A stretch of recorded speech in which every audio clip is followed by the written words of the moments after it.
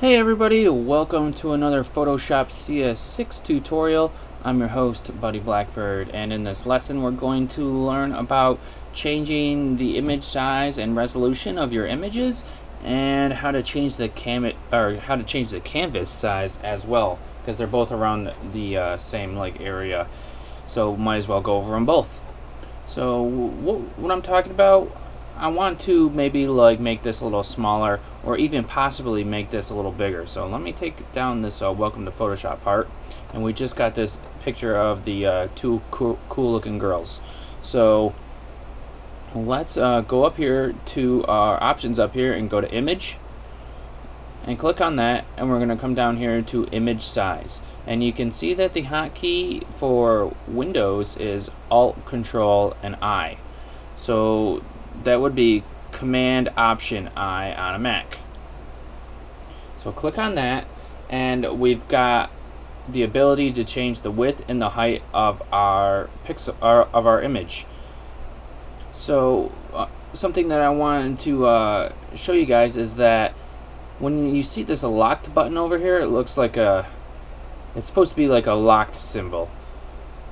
This constraint proportions checkbox here toggles that, and you mainly almost all the time want to have that on because it will constrain the proportions of your image, which means that your image won't be all distorted. So I'll show you real quick let's just make this a little bit smaller. I'll make this like 1,000, and then this, because it's constrained proportions, will be 667. I'll hit OK, and then as you can see, it made it smaller. Now I'm gonna go to edit, undo to get it back to where it was. Now if I go to change the image size again, but don't constrain the proportions,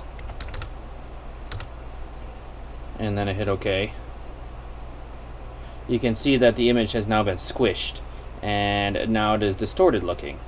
So that's why you usually want to have constraint proportions on.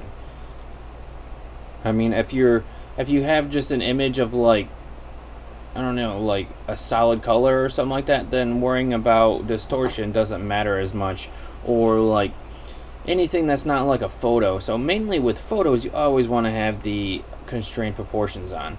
So let's go back to the image size, and let's put constraint proportions on, and then we can increase the size. And Photoshop does a good job of keeping the image quality intact. One, because it's a smart object right now, and two, because we have a setting on there that I'm going to tell you about.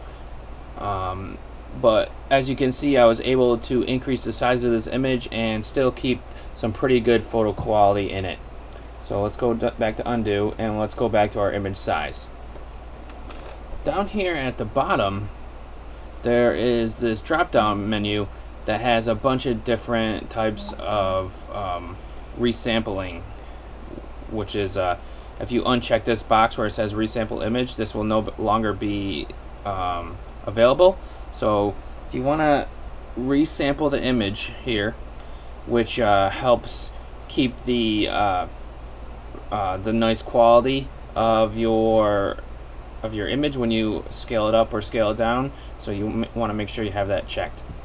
Now, bicubic automatic is the new one in Photoshop CS6, and it's the default, and it gives you the best.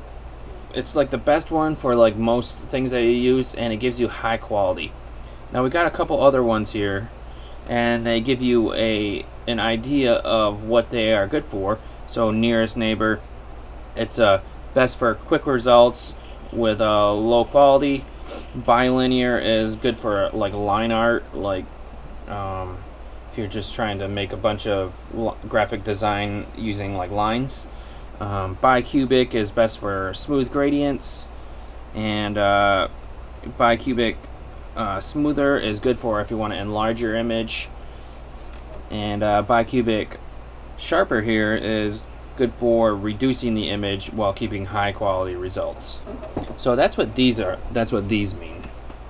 Most of the time you just want to stick with bicubic automatic because it's kind of like the all-in-one tool that'll help you do like almost everything. So one other thing, we can change this to percentage. So maybe you don't know the exact pixels you want, but your client was like, reduce that size by 50%. So we can go 50% there, and it'll reduce it by 50%. So that's another great thing. Now let's come back into our image size here, and we've got our resolution down here that we can also change.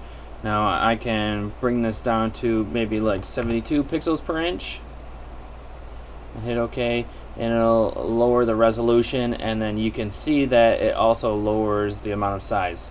So if you remember, if you watched the previous tutorial where I told you that I was working on a logo for someone and I did it in 72 ppi, and then I had to change it to 300 ppi because she wanted it on print, that pretty much I had to, when I changed it to 300 ppi, it like way blasted up the size of the logo, and then it made it a little less resolution in it, so I had to redo it again.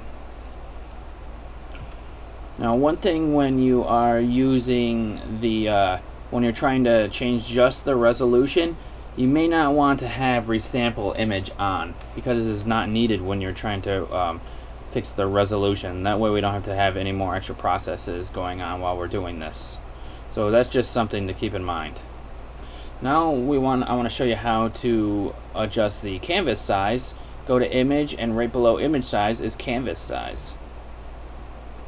Now we can do this in inches, and then we got pixels, we got percent.